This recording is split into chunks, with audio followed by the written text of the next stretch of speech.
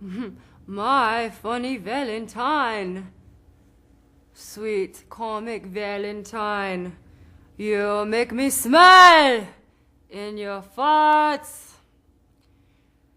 You look so laughable, unphotographable, yet you're my favorite work of art. Is your figures in Greek? Is your math a little weak? When you open it up to speak, do you barp?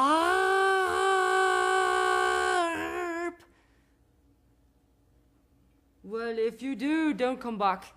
But either way, stay, my Valentine's Day. 'Cause each day could be a Valentine's Day. Yeah.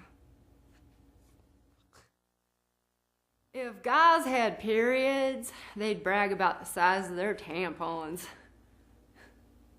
I heard vampires like tampons. Those things scare me.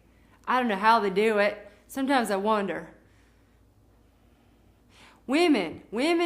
How do they just work together or be around each other and they have their monthlies at the same time? I just don't get it. She told me a story about a stripper when got blamed for stealing tampons and they found out a gay guy was a dancer and he was wearing them. He had it rough one night or something. Go figure. What about the bloody potato? The perfect food is not the egg, it's the potato. You can make potato salad, potato chips, bloody potatoes, vampire style. You can make potato toilet paper, and of course vodka, wonderful vodka. So me and a friend went to Germany and we had vodka, all kinds of vodka. And we went to the porcelain god, unfortunately, and prayed to it quite for a while. And then we had some of the potato toilet paper from Germany. It just runs in the family. It's great. Perfect food, yes.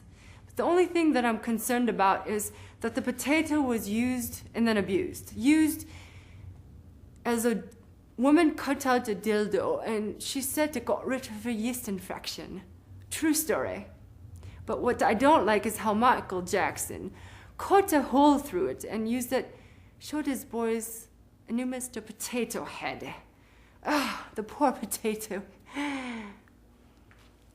Anyway, thank you.